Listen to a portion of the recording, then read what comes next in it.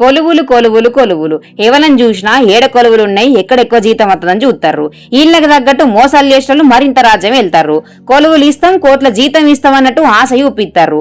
అది నమ్మిన జనాలు ఆగమాగం అవ్వకుండా అడిగినంత పైసలు వస్తారు. పొలం అమ్మి జాగలమ్మి మిత్తికి తెచ్చి పైసలు కుదబెట్టి మరీ ఇంటికా నుంచి పైసలు తెచ్చి పట్నంలో పాలేరు పని కూడా పనికి రాకుండా పోతుర్రు. పైసలు అనగానే ముందు వెనక ఆలోచన చేస్తలేరు.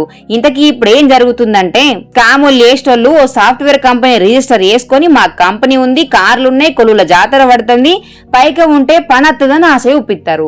మరి వీళ్ళ టార్గెట్ ఎవరో కాదు, చదువుకునే పిల్లగంట్లు. అమీర్పేట జాబులు కావాలని ఆన్లైన్ లో ఎన్నుకునేటోళ్ళు, అశోక్ నగర్ లో ఎదురు చూసేటోళ్ళని గురి పెడతారు. వీళ్ళు 2 లక్షలు కట్టుర్రి జాబ్ పక్కా అంటారు.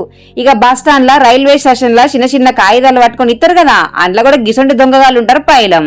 మరి వీళ్ళు ఏం చేస్తారంటే, 2 లక్షలు అన్నాక పోతే ఓంతి అటెనక సంపాదించని అట్లా ఓ 400 మంది కట్టినా చాలు 8 కోట్లు సంపాదిస్తారు ఏకంగా. 2 లక్షలు కట్టినాక మీకు జాబ్ వచ్చిందని ఓ లెటర్ మీ ముఖాన కొట్టి 3 నెలలు పైసలు ఇవ్వకుండా ట్రైనింగ్ ఇస్తారు. అందులో టైం పాస్లే ఎక్కువ ఉంటాయి. అటెనక ఓ 6 నెలల దాకా 20,000 జీతం ఇస్తారు. అంటే వీళ్ళు మీకు ఇచ్చేది 4 కోట్ల చిల్లర. అటెనక మాకు ప్రాజెక్ట్ లేవు, పని లేదు, దివాలా తీస్తున్నాం, జెండా ఎత్తుతున్నాం అని ఒక కట్టుకథ చెప్తారు. అవును కదా పాప, నిజమే కదా అని నమ్మి మీరు వేరే కొలువు చూసుకునే పనిలో పడతారు. మీకు 3 నెలల ట్రైనింగ్ అని టైం వేస్ట్. మీరు ఇచ్చిన పైసలలో సగం పైసలు కూడా రావు. కొందరు 6 నెలల జీతం ఇస్తే, ఇంకొందరు 3 నెలల జీతమే ఇస్తారు. ఒక్కో పరి 50,000 చూద్దాం మీకు రావు. కానీ వాళ్ళకు మాత్రం వచ్చిన 8 కోట్లల్లా మీకు 4 కోట్లు ఖర్చు పెట్టి వాళ్ళు 4 కోట్లు వెనకేసుకుంటారు. అంటే ఇట్లా 2 పార్లు వేసినా చాలు వాళ్ళు జిందగీలో కూర్చొని తినేంత పైకం సంపాదిస్తారు.